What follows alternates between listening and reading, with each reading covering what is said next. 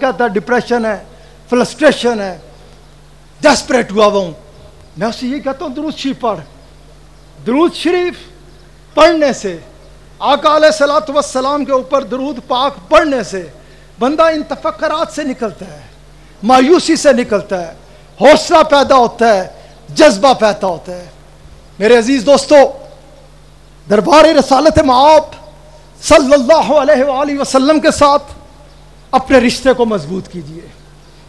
اس خانقاہی نظام کا پیغام ہی یہی تھا, یہی ہے اور یہی رہے گا. اور اگر میں یوں کہوں کہ رب تعالیٰ چاہتے ہی ہیں, رب کریم کا فضل و کرم حاصل کرنے کے لیے, اس کی خوشنودی حاصل کرنے کے لیے, اگر ہم سچے دل سے اپنے نبی علیہ الصلوۃ والسلام کے وفادار ہو جائیں, اپنے نبی علیہ الصلوۃ والسلام کے گن گائیں, اپنے آقا علیہ الصلوۃ والسلام کی کہ خوبصورت دربار پاک کی روشنی کو اپنائیں, جو انہی جگہوں سے, جو اسی نظام سے ملتی ہے. ہم ایک تو بیرونی خطرات کا شکار ہیں. اس بڑھیا نے کبھی پاکستان کے وجود کو تسلیم نہیں کیا, نہ وہ کبھی کرے گا. وہ پاکستان کو ایسے ہی دیکھتا ہے جیسے کسی کے گھر میں کسی کمرے پہ کوئی قبضہ کر لے. ایک تو ہمارے لیے بیرونی خطرات ہیں, اور پھر یہ دہشت گردی, یہ اندرونی معاملات پاکستان کے, کہ جدھر یہ کوئی تو بتائے. میں نے اکثر و بیشتر کہا کہ یہ دھماکے, یہ جو کچھ ہوا, جو کچھ ہو رہا ہے, یہ جو جہاز تباہ کیے گئے کراچی میں, اس سے کیا اسلام دشمن ان لوگوں کو کوئی نقصان پہنچا؟ کیا اس سے کسی بھی ایسے بندے کو کوئی تکلیف پہنچی کہ جو پاکستان میرے عزیز ساتھیوں, میرے عزیز دوستو, وقت نہیں ہے, وقت ہوتا بھی نہیں ایسی خوبصورت محفل میں, بڑی تیزی سے گزر جاتا ہے. تھوڑا غور کیا کرو کہ یہ جو سارے معاملات ہوتے ہیں, پولیس چوکیوں پہ حملہ, یہ کس کی پولیس ہے؟ افواج پاکستان کے اوپر حملہ, یہ کس کی افواج ہیں؟ مجھے تو الحمدللہ دنیا جہان میں ایسے خوبصورت جملے سننے میں نظر آتے ہیں جہاں یہ ڈپریشن کی باتیں کی جاتی ہیں. افواج تو کیا یہ بھول جاتے ہیں چند مہینے پیشتر نیٹو کی ایکسرسائز جو ہو رہی تھی, سارے وسائل ان کے پاس, الحمدللہ ثم الحمدللہ افواج پاکستان نے پہلا نمبر حاصل کیا ادھر. اس ادارے کا تعلق پاکستان کے ساتھ, اشخاص کی غلطیاں ہو سکتی ہیں, لیکن کوئی بھی شخص, وہ ایک شخص ہے, وہ ایک فرد واحد ہے. ادارے ہیں. یہ خوبصورت ادارہ افواج پاکستان کا ہو یا لا انفورسمنٹ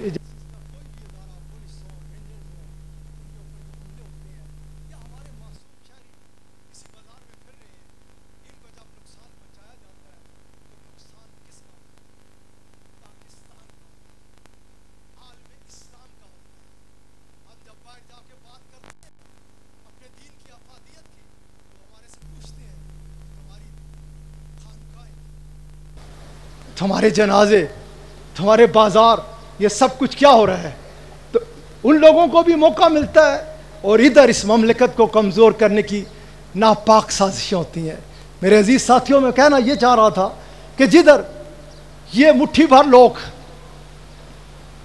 اپنے ان ناپاک ارادوں کی تکمیل میں لگے ہوئے ہیں, تیرا میرا ہم سب کا فرض ہے کہ ہم جہاں کسی قسم کی کوئی ایسی ویسی چیز دیکھیں, اپنے محلوں میں یہ آ کے رہتے ہیں نا, کہیں نہ کہیں رک جاتے ہیں, اپنے محلوں پہ نگاہ ہو, اپنے دیہات پہ نگاہ ہو, کوئی بندہ ایسا آئے, اگر ہم سب متحرک ہو جائیں, اگر ہم سب مل کے اکٹھے ہو کے کھڑے ہو جائیں اپنے ملک کی خاطر, اپنا جو فرض ہے ہمارا, یاد رکھو ساڑھے کوٹھے دی معمولی جی ٹیارن ہل جائے نا تو بڑا فکر پہ جاتا ہے, پر نالا خراب ہو جائے تو راتی نیندر نہیں آتی کہ بارش ہو گئی پانی اندر نہ آ جائے.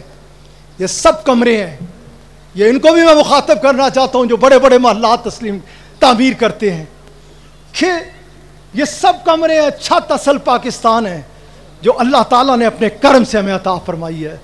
ہر ایک کے اوپر فرض ہے, ہر ایک کے اوپر فرض کہ ہم یہ دیکھیں کہ ہم اس ملک کے لیے کیا کر رہے ہیں. اللہ تعالیٰ اپنے کرم کے ساتھ، اپنے فضل کے ساتھ، اپنے حبیب علیہ الصلوۃ والسلام کے نالین پاک کے صدقے سے اتنے خوبصورت ہستیوں کے ہاتھ اٹھے، اتنی خوبصورت دعائیں ہوئی، اتنے خوبصورت خطابات ہم نے سنے، اتنی خوبصورت محفل میں ہم اکٹھے ہیں. ہم اپنے رب کے آگے اپنے آقا علیہ الصلوۃ والسلام کا وسیلہ پیش کر کے آپ کا واسطہ ڈال کے عرض کرتے ہیں کہ اے ہمارے کریم رب، ہمارے اعمال کی طرف نہ دیکھ، اپنی رحمت کی طرف دیکھتے ہوئے ہمارے ملک کو ان تمام حالات سے نکال دے. میرے عزیز ساتھیوں، ابھی قبلہ پیر صاحب دونوں مشائخ اعظام نے پڑھ کے حسان صاحب کو دعوت دی، کو شاباش دی، دعا کی. خواجہ صاحب فرما رہے تھے کہ ان کو کسی کا فون آیا رات کو کہ اسے وہ پروگرام دیکھا اور اس نے انہیں کہا کہ آپ جب جائیں تو سورہ فاتحہ، سورہ فلق، سورہ ناس، اول آخر درود شریف پڑھ کے ان پہ دم کر دیجیے گا. یا آخری 2 صورتیں انہوں نے کہا، پتہ نہیں کیا کچھ ایسی بات انہوں نے کی، پڑھ کے ان کے اوپر دم کر دیجیے گا. یہ الحمدللہ ثم الحمدللہ. اور ابھی چودھری عبدالغفار صاحب کے صاحبزادے چودھری راسب غفار انگلش میں آپ سے صبح خطاب کر رہے تھے. انہوں نے کوئی بات کی کہ وہ کہتے ہیں کہ ابھی میرے ساتھ ادھر مدینہ پاک حاضری کے لیے جو ادھر سے دوست آئے تھے برطانیہ سے، یہ بھی ادھر سے آئے تھے، کہتے ہیں میں ادھر پہنچا ابھی تک ان کی پہلی حاضری تھی اور مجھے پتہ چلا اس چیز کا کہ میں تو پتہ نہیں کہاں گھومتا پھرتا رہا، اصل تو یہی ہے. اور پھر دل میں تمنا پیدا ہو گئی رسول کریم صلی اللہ علیہ وآلہ وسلم کی زیارت کی. یہ صبح انگلش میں آپ سے گفتگو کر رہے تھے، بعد میں انہوں نے معذرت بھی کی کہ شاید آپ میری بات سمجھ نہ سکے ہوں. کہتے ہیں میں نے آپ کی محبت میں ڈوب کے کوئی کتاب ڈھونڈی کہ جس سے آپ کی کبھی زیارت ہو جائے. کہتے ہیں میں نے وہ وظیفہ کیا، بیٹھے ہوئے ہیں ادھر، اور جب وہ وظیفہ کر رہا تھا، روز کرتا تھا کہ زیارت ہو جائے، اور یہ بتا رہے تھے کہ حسان صاحب ان کے خواب میں آئے اور اس وقت انہوں نے پنجابی میں ٹوٹے پھوٹے الفاظ میں کہا کہ حسان صاحب مسکرا کے کہہ رہے ہیں کیا چاہتے ہو. ان کے اوپر اللہ کریم کا کرم ہے اسی حاضری میں. الحمدللہ ثم الحمدللہ. اس کا شکر ادا کرنے کے لیے خاطر میں مدینہ پاک میں اندر آیا، حضرت اپنے کمرے میں تھا، یہ ابھی لیٹے ہوئے تھے، اٹھے نہیں تھے، ایک دم ہڑبڑا کے اٹھے اور زاروں قطار رونا شروع کر دیا. میں نے کہا کیا ہوا بیٹا، خیریت، کیا مسئلہ ہو گیا؟ روتے جاتے تھے، آواز ساتھ نہ دیتی تھی. کہتے ہیں ابھی حافظ یاسر وہ ہمارے ساتھ گئے ہوئے ہیں، بچہ ادھر عیدگاہ کا، بھاگتا ہوا میرے پاس آیا اور مجھے کہنے لگا کہ آپ ادھر بیٹھے ہیں، ادھر رسول اللہ آپ کو یاد فرما رہے ہیں. یہ میں نے کہا آپ نہیں، میں بھی ساتھ چلتا ہوں. بھاگتے ہوئے ہم گئے، واجہ پاک پہ حاضری دی، قدمہ شریف میں جا کے بیٹھ کے حاضر ہو گئے. پتہ چل رہا تھا کہ آپ نے طلب فرمایا ہے. اس کے اوپر اللہ کریم کا کرم ہے، فضل ہے، احسان ہے، اور مجھے اس چیز کی خوشی ہے. ویسے بھی آگے جیسے میں کہا کرتا ہوں انہی کے ہاتھ میں ہے سب کچھ، انہوں نے اس کو چلانا ہے.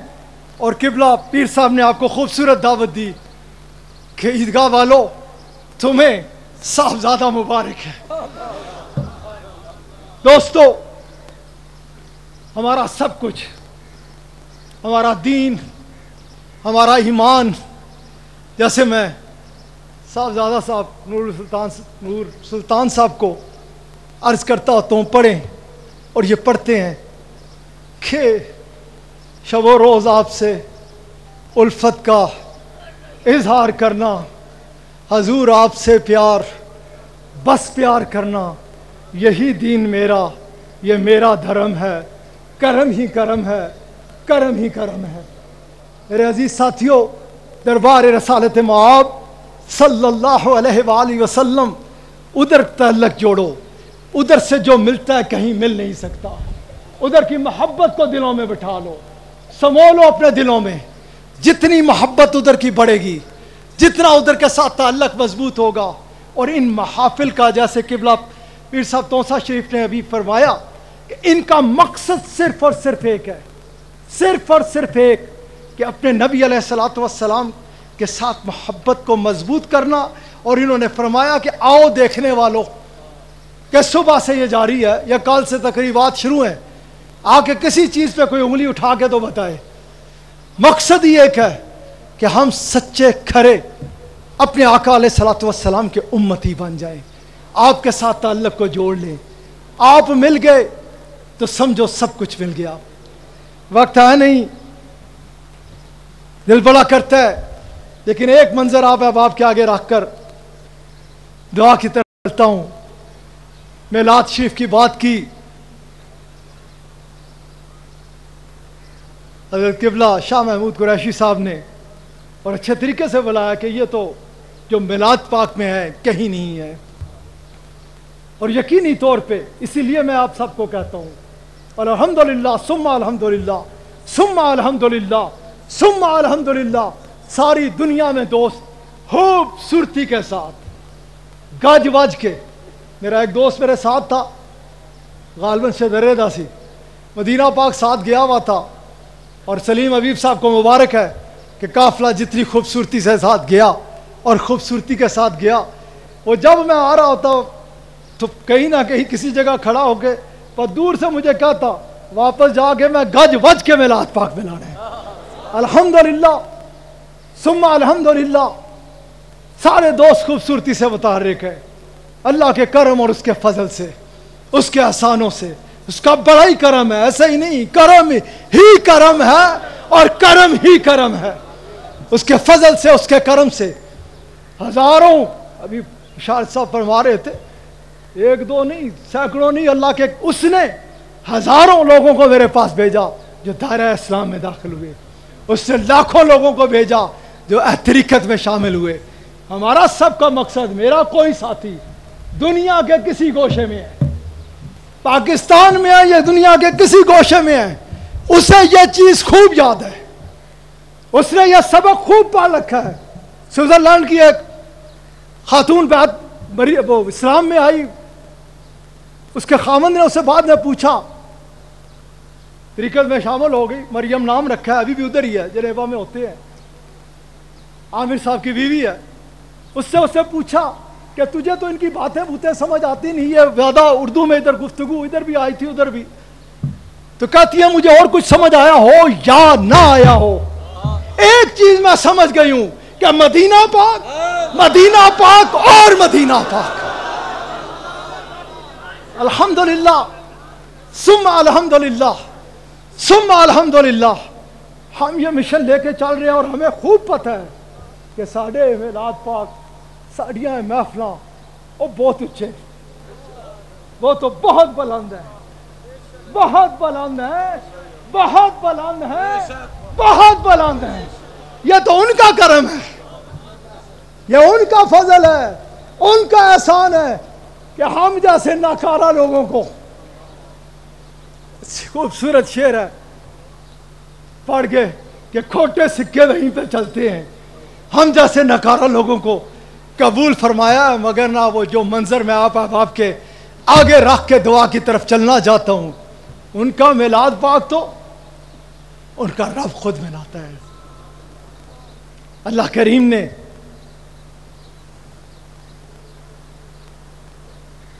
سب کو بلایا, سب طلب کیے گئے, سب حاضر ہو گئے, تو پوچھا, ساری ارواح اکٹھی ہیں, تو پوچھا کہ کیا میں تمہارا رب نہیں ہوں؟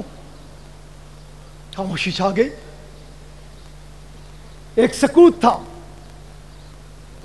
اور مجھے حضرت فرما رہے تھے قبلہ پیر صاحب, اور قربان جائیں ہم اپنے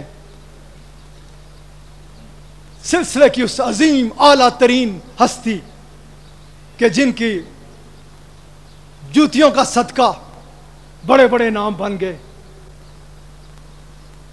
حضرت ابوبکر صدیق رضی اللہ تعالیٰ عنہ دربار رسالت مآب صلی اللہ علیہ وآلہ وسلم میں حاضر ہیں, اور رسول کریم شہنشاہ کل عالم صلی اللہ علیہ وآلہ وسلم نے حضرت ابوبکر صدیق رضی اللہ تعالیٰ عنہ آپ سے پوچھا کہ آپ کو کیا کیا یاد ہے؟ عرض کرنے لگے کہ اے میری جان کے بادشاہ، اے میرے آقا، اے میرے مولا،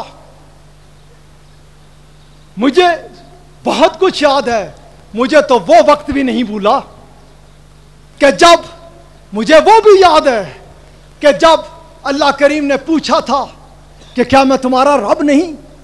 ہم سب چپ تھے، چار طرف خاموشی تھی۔ اے میرے بادشاہ، آپ ہی نے تو فرمایا تھا کہ بے شک تو ہمارا رب ہے، اور آپ کی ابتدا میں ہم سب نے کہا تھا کہ تو ہی ہمارا رب ہے۔ اس کے بعد قرآن کریم میں ایک بڑا خوبصورت منظر ہے، بڑا ہی خوبصورت منظر ہے، بڑا ہی خوبصورت منظر ہے۔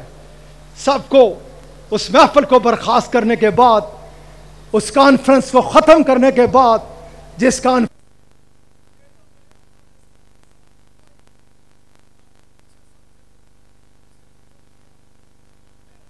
نے، پھر رب کریم نے ایک اور محفل پاک کا انعقاد کیا۔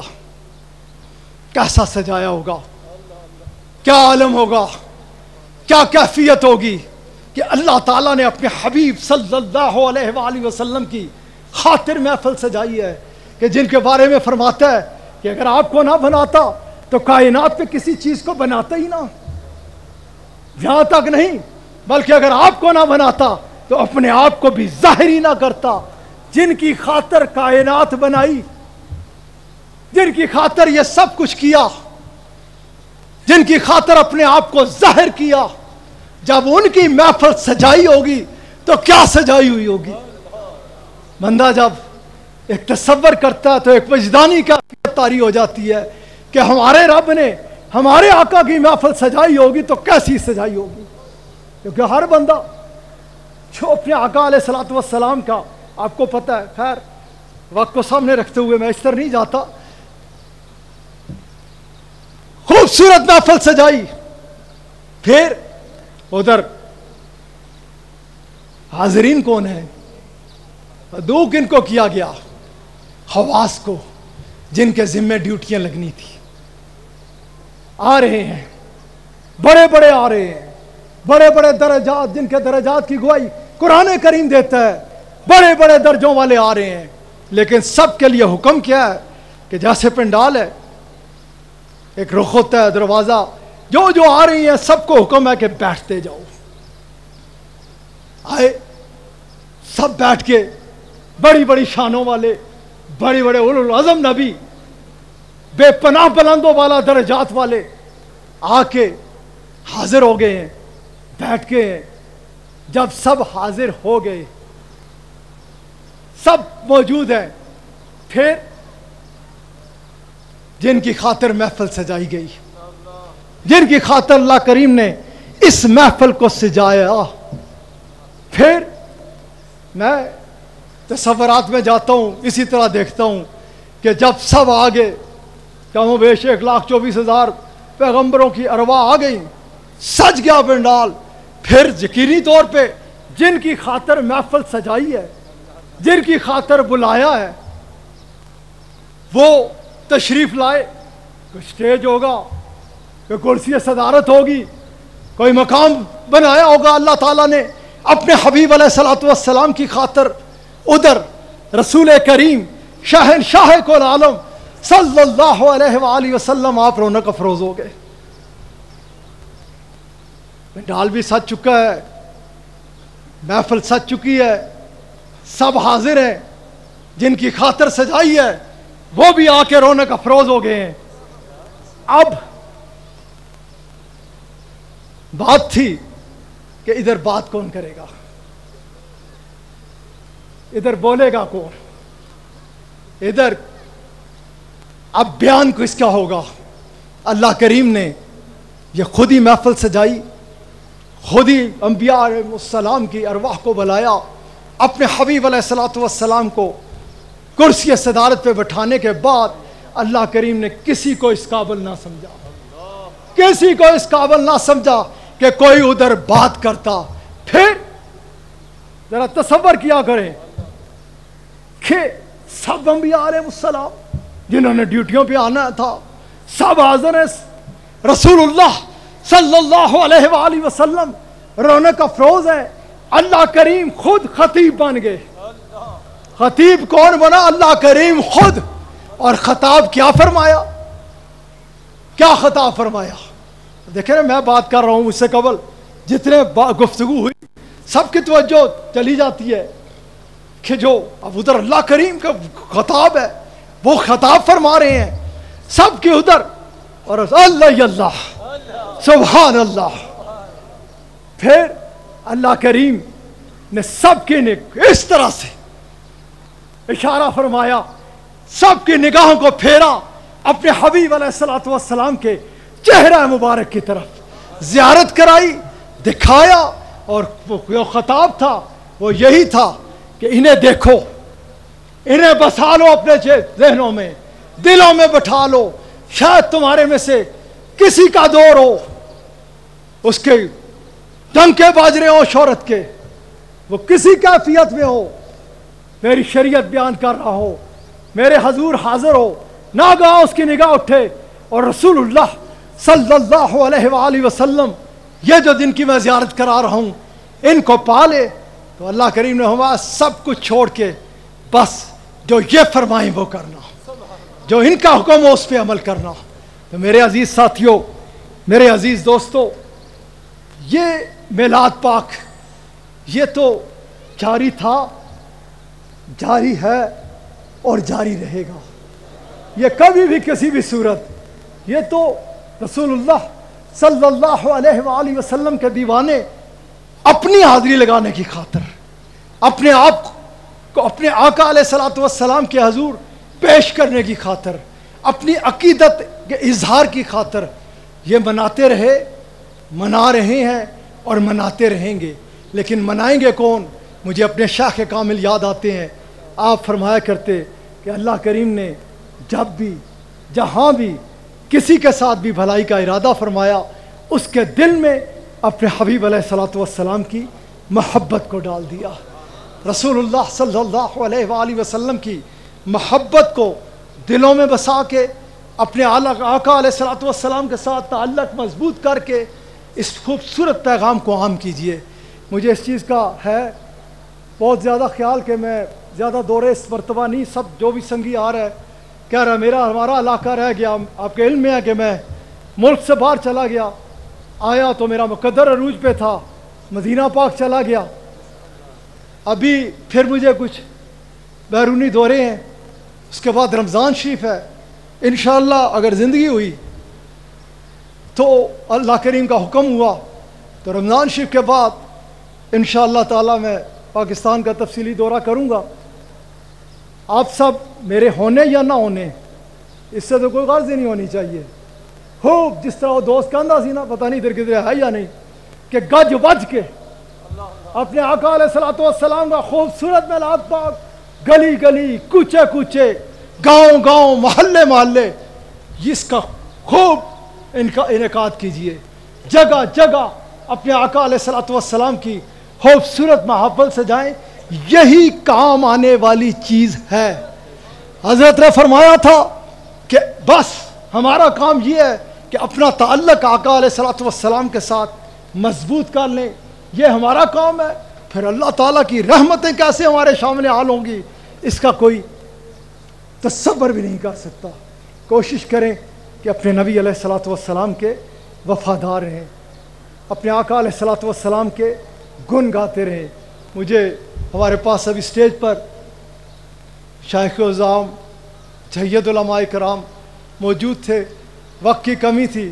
میں نے تو کہا تھا کہ اب اس وقت دعا میں بھی رات پہ ہی، لیکن